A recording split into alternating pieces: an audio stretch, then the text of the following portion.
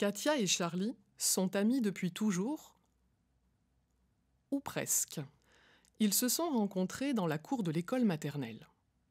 Ils suivaient un escargot, chacun de leur côté, quand... Pam! Ils se sont cognés front contre front, basculant en arrière. Ils se sont d'abord regardés, surpris, et ils ont ri, et ri. Depuis, ils se sont retrouvés à chaque récréation pour de longues observations. Coccinelle, feuilles, cailloux. La nature les a réunis. Aujourd'hui, les voilà devant les marches du Muséum d'histoire naturelle. C'est la fête du muséum. Entrons. Oh, pardon, mademoiselle, monsieur, dit un homme qui entre en même temps qu'eux. C'est ici votre palais ? En quelque sorte. Pourquoi ? Je m'appelle Camo. Je suis un magicien africain. Je viens du Mali. C'est la grande magicienne qui m'envoie. Pouvez-vous m'aider à trouver l'objet qu'elle cherche ? Bien sûr. Mais ici, c'est un muséum d'histoire naturelle, pas un palais. Ah, très bien. J'adore les histoires, justement. Entrons vite. Oh là là là là là là, dit Camo en agitant ses bras et en faisant de grandes enjambées. Je dois me débrouiller tout seul, comme d'habitude. La grande magicienne ne me dit jamais rien. Elle ne m'a donné que ces quelques indices. Entre ciel et terre, de belle taille, tournant sur elle-même, elle chante. Que voulez-vous que je fasse avec ça ? Mon amie Katia et moi, nous allons vous aider. Venez avec nous. La visite commence par là. Camo et les enfants entrent dans la première salle. Tout est calme et silencieux. Où sommes-nous ? C'est bien sombre ici. Ne t'inquiète pas, nous venons juste d'entrer dans la salle de géologie. Katia lit les indications. La géologie s'intéresse aux roches qui constituent le sol de notre planète, la Terre en particulier. C'est une science qui étudie d'où viennent ces roches, comment elles sont disposées et comment elles se déplacent parfois. Ceci pour permettre de retrouver comment elles se sont formées et découvrir leur histoire ensuite. Dans une vitrine, un objet attire particulièrement l'attention des enfants. Oh, ça brille! C'est quoi? Oh, je sais. C'est une goutte d'eau transformée en pierre précieuse. J'ai fait ce tour autrefois. Peut-être le trésor que je viens chercher? 1, 2, 3. Qui es-tu, toi ? Demande Camo en soufflant dessus. L'objet se met aussitôt à parler. Oui, qui suis-je ? Comment me trouvez-vous ? Demande l'objet en montrant sa meilleure face. Vous pouvez soulever la vitrine pour me toucher si vous voulez. Charlie promène ses doigts sur l'objet. Tu es froid, tu es lisse. Hé, mais tu piques ! Attention à vos paroles. Tu me fais penser à une sorte de cristal. Ah, je sais. Tu es Un diamant. J'aimerais bien, réplique l'objet flatté. Mais non, je ne suis pas un diamant. Ne nous fais pas languir plus longtemps. Dis-nous ton secret. Je suis dur et froid au toucher, difficile à attraper avec mes 6 faces. Je suis un minéral le plus courant de la terre. Oh, pas si terrible. Je suis souvent transparent, parfois un peu rose, parfois couleur fumée, tout en nuances.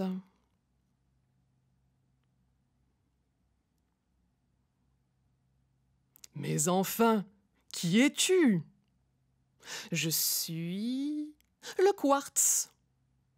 Ah, mais bien sûr, c'est trop facile, je le savais. Et d'où viens-tu? Qui t'a trouvé? C'est une géologue qui m'a trouvé. Elle étudie les roches.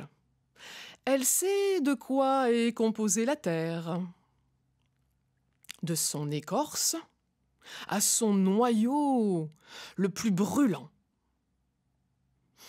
Elle connaît les gaz, comme l'air, les solides, mous ou durs, comme moi, et les liquides, comme l'eau. Comment es-tu arrivé ici? Facile, il suffit de creuser un trou. Pas si simple. Je viens de loin, de très loin, du Brésil. Oh oh! Alors, prêts et prêts pour un tour en Amérique du Sud, les enfants? Oui, oui! Camo et les enfants arrivent au Brésil sur un sentier de montagne. Au loin, ils voient une femme qui pose son sac à dos près d'une falaise. Elle sort un marteau et un burin et elle détache des morceaux de roche.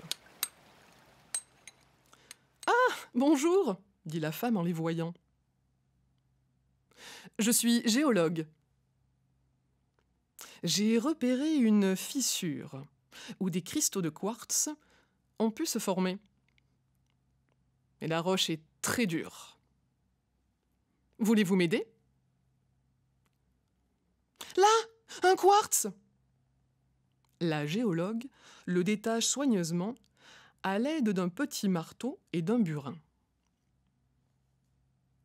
Elle l'enveloppe dans un papier journal pour l'étudier à son retour au laboratoire. Merci les enfants. De retour au muséum, Camo se souvient de la phrase de la grande magicienne. Entre ciel et terre, de belle taille, tournant sur elle-même, elle chante. Il demande au quartz. Quartz, tu es bien entre ciel et terre. Tu es de belle taille. Est-ce que tu tournes sur toi-même, joli quartz? Pas du tout. Mais qu'est-ce que tu me chantes? Bas les pattes. Et il s'immobilise. Ah, j'aime bien votre palais. On y découvre des objets étonnants. Continuons notre visite dans la salle suivante. La grande magicienne m'attend. Où sommes-nous? Charlie repère les explications sur la salle. C'est la salle de paléontologie. De pas de quoi? de paléontologie. C'est la science qui étudie les restes des êtres qui vivaient dans le passé, les animaux, mais aussi les végétaux anciens.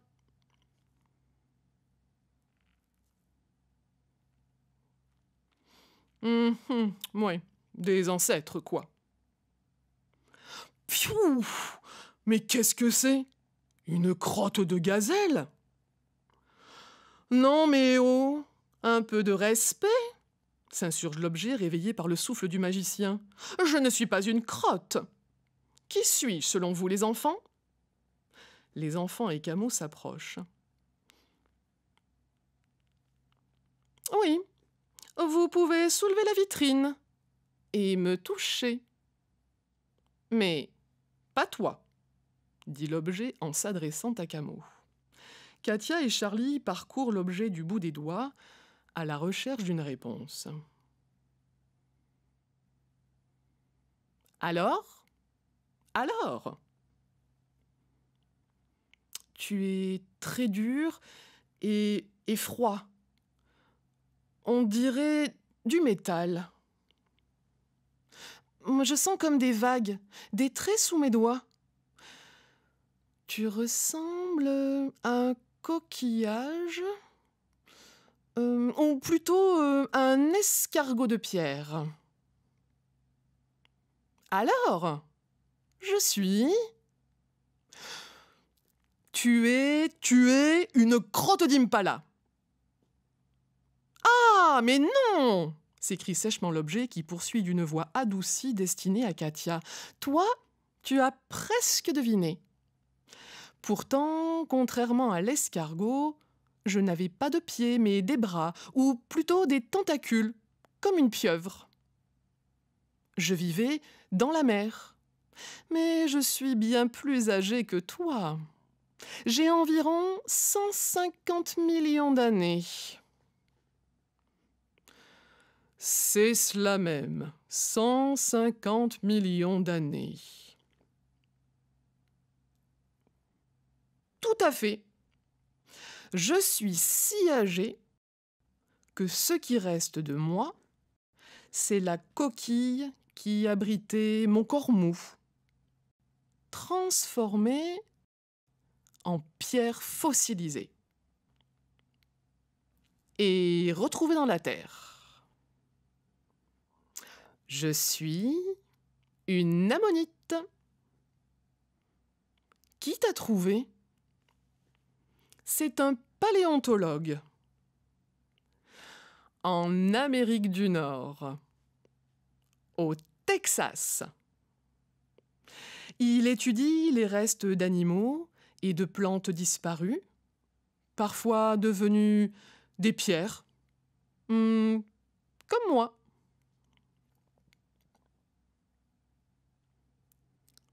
Des fossiles, quoi. Il étudie aussi leurs traces dans le sol. Les paléontologues m'ont trouvé sous la terre. Mais comment font-ils pour savoir où il faut creuser? Camo, emmène-nous au Texas. D'accord, mais ce sera pour vous, hein, pas pour Monique. Ah, Monite! Écoutez, j'entends quelqu'un qui creuse. Vous entendez? Le paléontologue est ici. Il dégage les différentes couches de terre avec un piochon. Bonjour. Comment savoir qu'il faut creuser ici? Ah, ça, c'est une bonne question.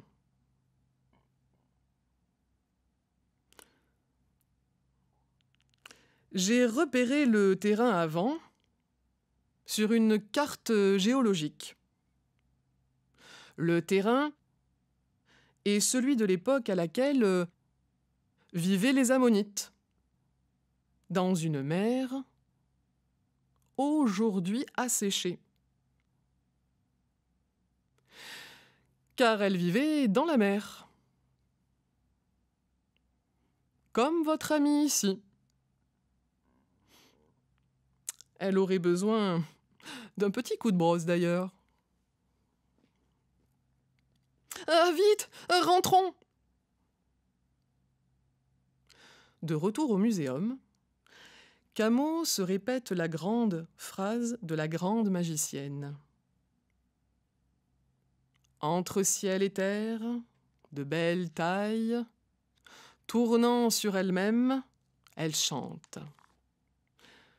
Il s'approche de l'ammonite. Chère Monique, vous êtes bien née entre ciel et terre. Et avec votre coquille, vous tournez sur vous-même. Chantez-vous aussi de temps en temps? Si je pouvais, je te mordrais plutôt, souffle l'ammonite en s'immobilisant. Allons, changeons de salle. Où sommes-nous à présent? Dans la salle de la préhistoire. Ah, j'y suis allée avec ma classe. La préhistoire raconte la vie des humains. Depuis les premiers hommes jusqu'à l'invention de l'écriture. Oui, mais comment la connaît-on si les hommes ne savaient pas encore écrire?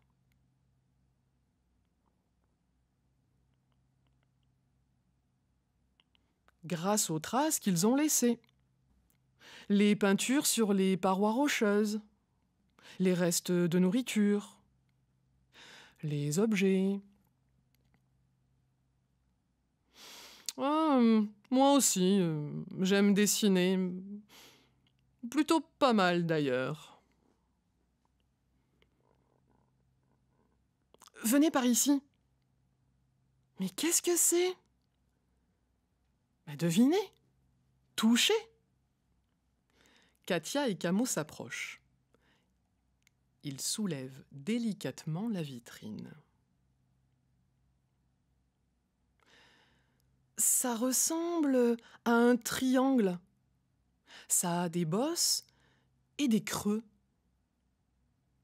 Et c'est quoi, Charlie? Je te le souffle? Non, non. Pas tout de suite. Cherchez encore. Attention! Ça coupe presque. Oh, on dirait une dent de dinosaure. Recule-toi, Katia. Pfff. Une dent? Oh, pas du tout. Je suis... un biface, oui. Prends-moi dans ta main, Katia. Délicatement, hein. Je suis assez tranchant, je ne voudrais pas te blesser. Je suis une pierre taillée de la préhistoire.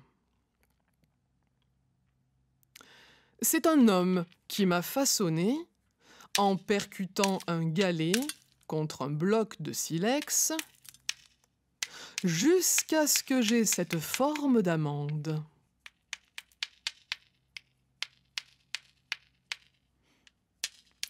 Creuser, couper, hacher, percer, frapper. Voilà à quoi je servais. J'étais un outil à tout faire.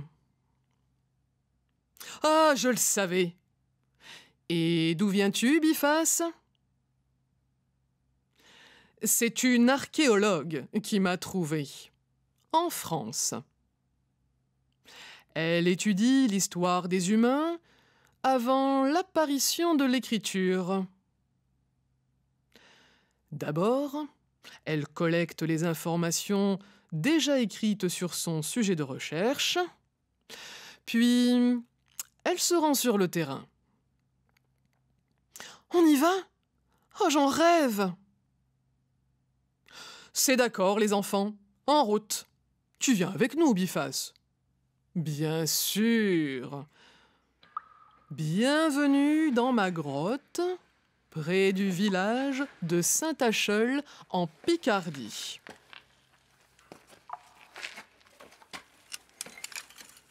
C'est un spéléologue qui m'a découvert par hasard. Les archéologues sont ensuite venus pour faire des fouilles. Ils sont là. « Bonjour !» dit une archéologue. « Attention où vous marchez, hein. Le terrain est bien balisé pour tout noter. Mettez-vous dans ce carré. Et prenez ces outils.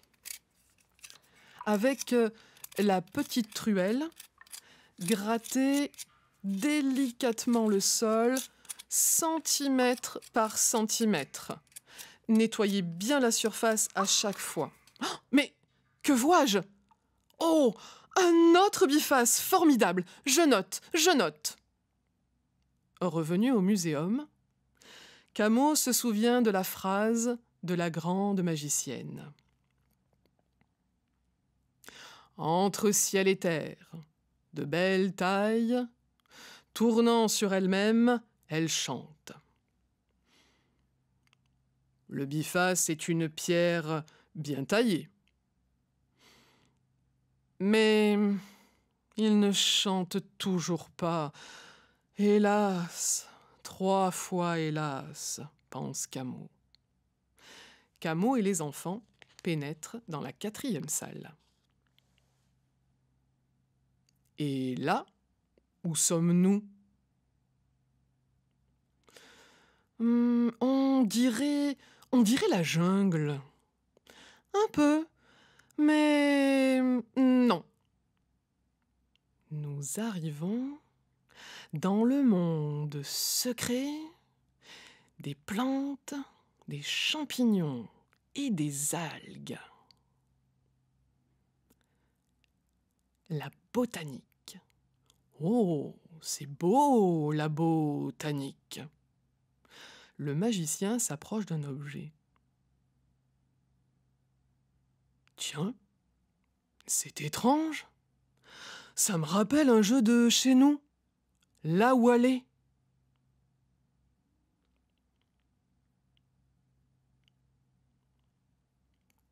Dis donc, toi, es-tu un Awalé?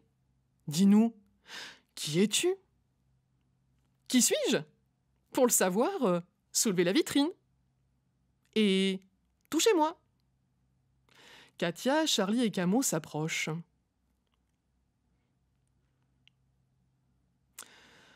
Tu ressembles à une branche. Non, plutôt à une grappe. Mais tu es en bois. C'est vraiment bizarre. Katia prend l'objet dans ses mains. Elle le soupèse. Oh, comme tu es légère! Tu as des parties rondes, bombées et d'autres creuses. On dirait que tu renfermes quelque chose. Ah oui? En effet, je suis pleine de bonbons. Tu es bombée, remplie de bonbons. C'est ça, s'exclame Camus en voulant s'emparer de l'objet. Non, tu te trompes. Fais attention à moi. Je suis fragile et pleine de grosses graines, tout simplement. Oh, d'accord. On dirait un haricot géant. Exact. Je suis l'Entada, championne du monde des haricots. Je pousse sur une liane. Ma gousse mesure 2 mètres de long et mes graines 8 centimètres de diamètre. Tout dépend des espèces. On en connaît une 30aine, réparties sur 4 continents.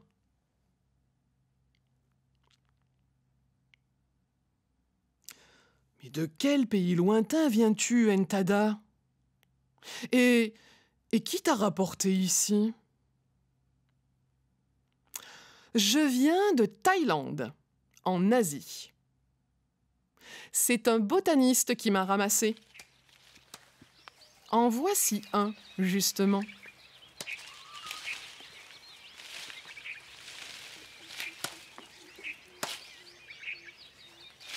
Les botanistes étudient les plantes et les champignons.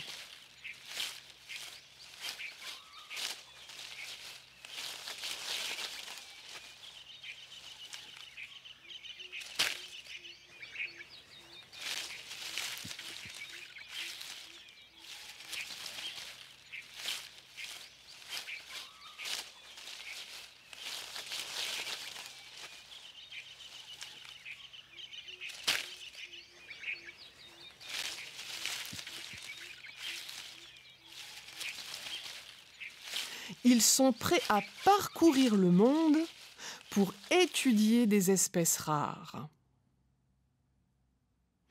Mais ils font aussi des collectes tout près. Par exemple, autour du muséum. Il leur arrive de trouver de nouvelles espèces. Tout n'a pas encore été découvert. Ils veillent aussi aux collections anciennes.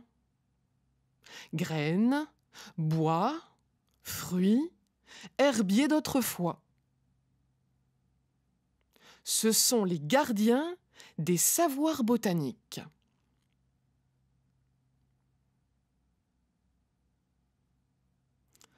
Ah, j'aimerais bien voir où tu pousses, Entada.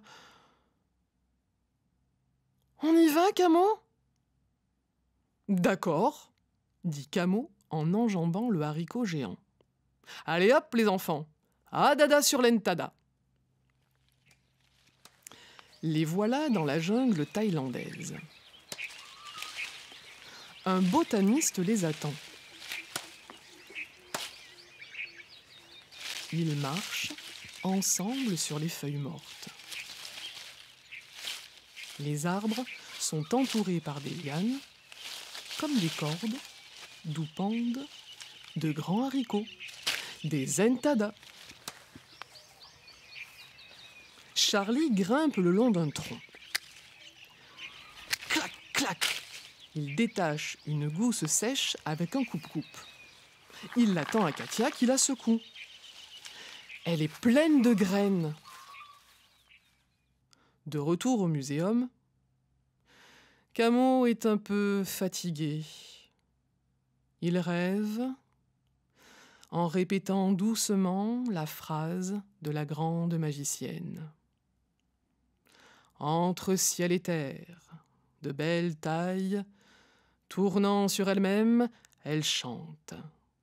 Il murmure. Toi aussi, chère liane Entada. Tu pousses entre ciel et terre. Tu es de haute taille. Et tes lianes tournent sur elles-mêmes. Mais chantes-tu? Non, Camo, j'aimerais bien, mais je ne chante pas. Camo est préoccupé. Peut-être aurons-nous plus de chance dans cette salle? Camo et les enfants entrent dans la 5e salle. Attention! Derrière toi, Camo! Un lion! Camo bondit, prêt à combattre. Katia et Charlie se mettent à rire. Mais non, Camo! Il est naturalisé. Il ne bouge plus, comme beaucoup d'animaux ici. Nous sommes dans la salle de zoologie, la science qui étudie les animaux. Quoi? Oh, ouf. Son souffle atteint un animal tout proche et le réveille. Quoi? Qui parle ma langue ainsi? C'est moi, Camo, Et toi, qui es-tu? Qui crie un animal perché au fond de la salle. Venez donc par ici pour me voir. N'ayez pas peur, vous pouvez me toucher, je ne mords pas, moi. Camo et les enfants caressent l'animal pour trouver son nom.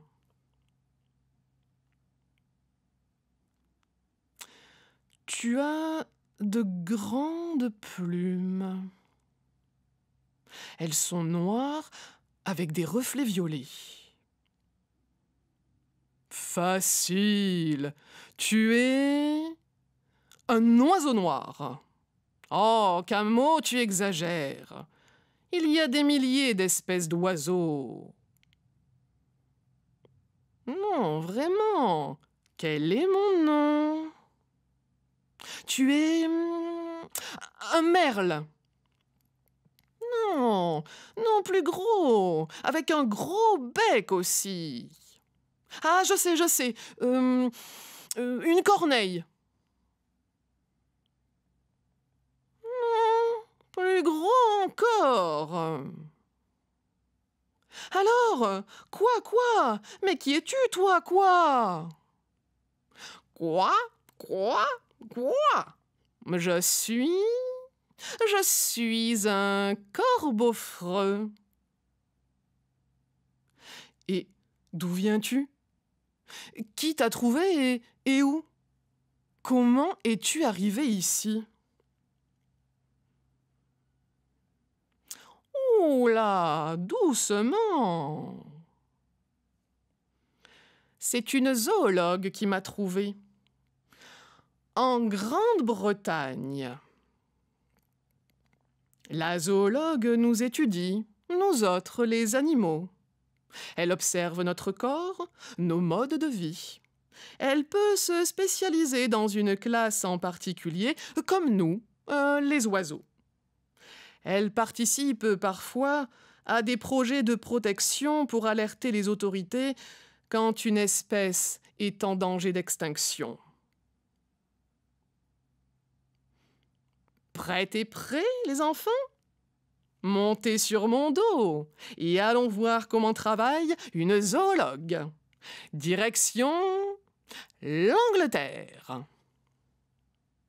Et d'un geste, Camo rend les enfants tout petits rikiki. Les voilà partis.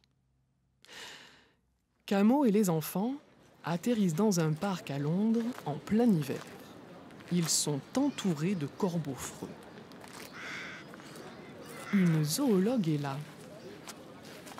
Elle observe le comportement des oiseaux en prenant des notes.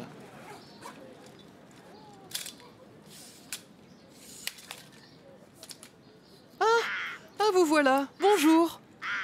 Pouvez-vous m'aider? Dit la zoologue en tendant à Charlie un micro et à Katia un petit carnet avec un crayon. Charlie, peux-tu enregistrer le cri des oiseaux? Et toi, Katia, peux-tu dessiner cet oiseau-là? Ah, Camo, prenez donc des photos pendant que je ramasse des plumes.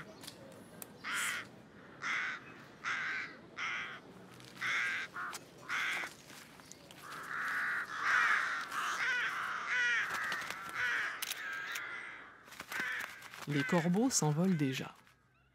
Camo et les enfants reviennent au musée. Camo répète les mots de la grande magicienne. Entre ciel et terre, de belle taille, tournant sur elle-même, mais tout correspond. Des gouttes de sueur perlent à son front. Se pourrait-il qu'enfin...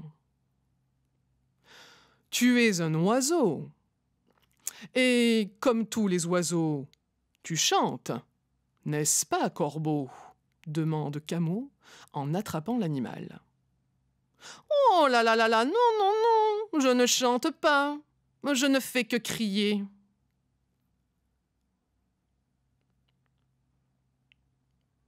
Catastrophe! Soupire Camo en relâchant l'oiseau. Je ne trouverai donc jamais le trésor de la magicienne.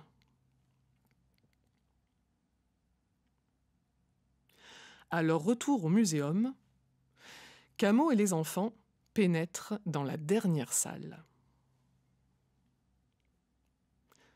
Où sommes-nous? Ah mais, j'entends 1000 sons qui me rappellent mon pays. Bon allez, c'est à moi de lire à présent, ajoute-t-il en regardant le panneau qui décrit l'ethnologie. Les enfants l'écoutent attentivement. Alors, l'ethnologie est une science qui étudie les sociétés humaines du monde entier, du passé et d'aujourd'hui, grâce notamment aux objets que les hommes et les femmes fabriquent et que l'on peut admirer dans cette salle.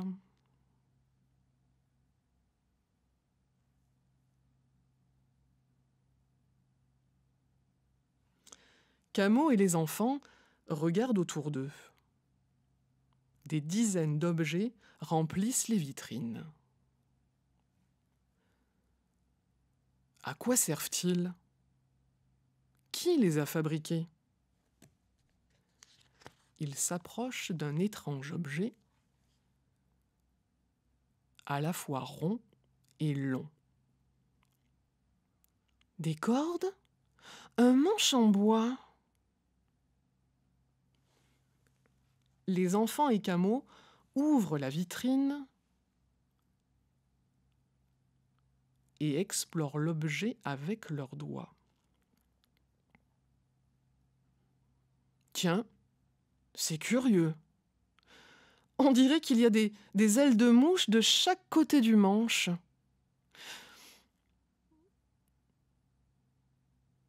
Oui, mais la base ressemble à un tambour, ajoute Katia en tapotant l'objet. Et ça sonne creux. Pfff, mais quelle beauté! Où suis-je? Qui suis-je? Se met à dire l'objet d'une voix chantante. Tu es au muséum, et je sais, tu es une guitare-tambour. Ah, bonne idée. C'est presque cela, les enfants. Je suis une sorte de guitare, ou de harpe, plus précisément. Je suis faite d'une calebasse, recouverte d'une peau de vache ou de chèvre tendue, et d'un long manche muni d'une vingtaine de cordes.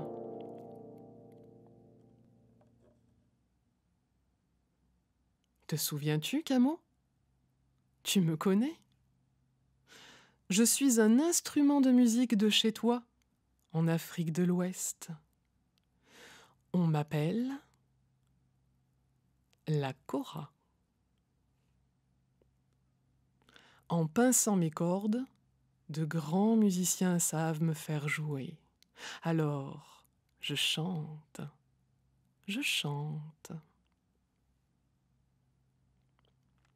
Mais qui t'a trouvé? Demande Cameau, soudain très ému.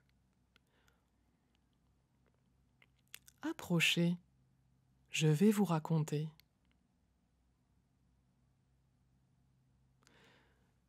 C'est un ethnologue qui m'étudie, tout comme les autres objets qui sont ici. Il cherche à mieux comprendre comment nous avons été fabriqués, comment on nous utilise. En voici un, justement.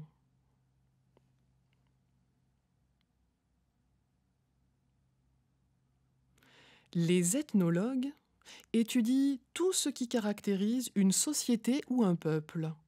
Pour cela, ils vont à la rencontre des groupes humains, ici, ou ailleurs. Il les observe et les interroge sur tous les aspects de leur vie. Leur métier, leur nourriture, leur habitat, leurs croyances, leurs fêtes.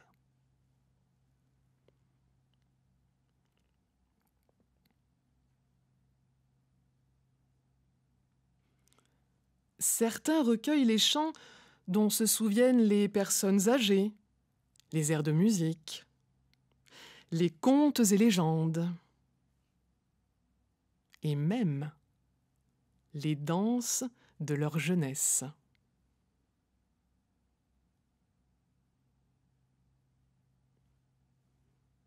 Cette précieuse mémoire est enregistrée avec soin pour constituer des collections immatérielles.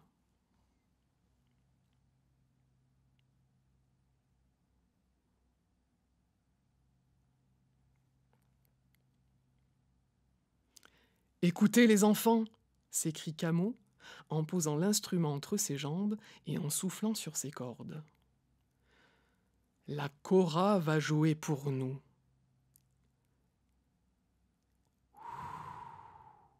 Écoutez-la chanter. Katia et Charlie sont hypnotisés par la beauté de la musique. D'autres enfants du muséum et leurs parents s'approchent à leur tour. Ils rentrent dans la salle, charmés par l'instrument. Toutes et tous s'assoient autour de la kora. Soudain, la grande magicienne apparaît. Entre ciel et terre, de belle taille, tu es grande, avec ton long manche. Pour serrer tes cordes, tes chevilles tournent sur elles-mêmes.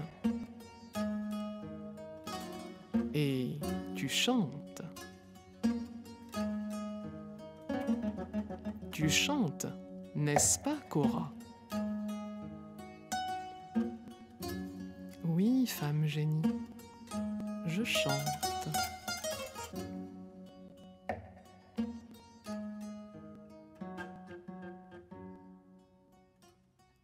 Elle chante, s'écrie Camo, les larmes aux yeux, heureux. Merci d'avoir retrouvé ma Kora. Jadis, un guerrier l'a emportée et l'a donnée à un conteur, un griot. Elle est ensuite passée de main en main avant d'arriver jusqu'à votre palais. Et elle est là, devant moi maintenant. Pour vous remercier, les enfants, je vous donne un instant le pouvoir de lire votre avenir. Que deviendrez-vous plus tard? De ses longs doigts fins, la magicienne pince les cordes de la kora et l'avenir des enfants défile à travers un long ruban de notes. Charlie se voit parcourant le monde à la découverte de nouvelles espèces d'animaux. Il est zoologue. Il observe en particulier les grands papillons de nuit. Il s'est spécialisé dans les insectes. Il est entomologiste. Katia, elle, est géologue. Elle étudie l'origine et la formation des roches. Avec un marteau et un burin, elle détache des morceaux de roche sur le flanc d'une montagne parcourue de petites rivières.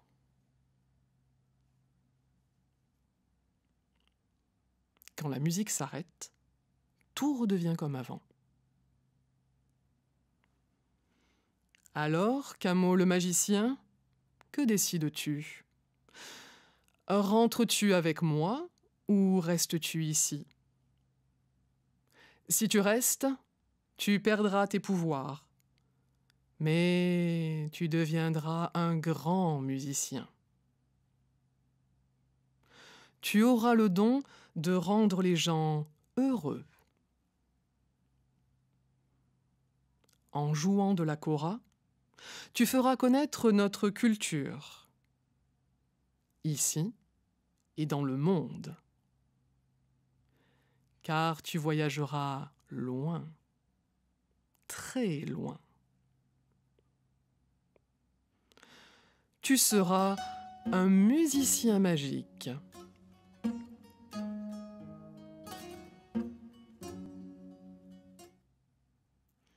Alors je reste femme génie. Très bien.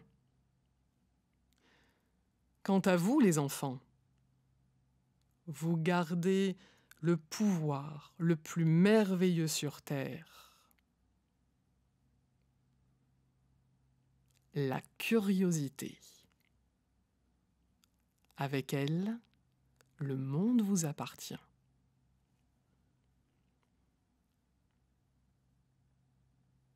Avant de partir, la grande magicienne se tourne vers les enfants. Bonne route, chers amis. Et à bientôt.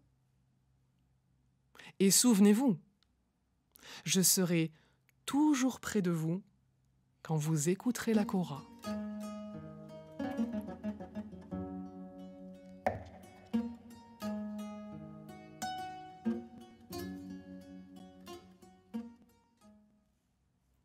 Lentement, chacune et chacun se lève et retrouve le chemin du monde extérieur.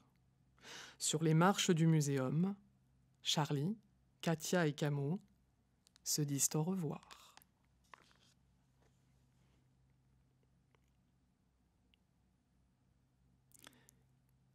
Quelle aventure! Quelle magie ce muséum! À bientôt, peut-être.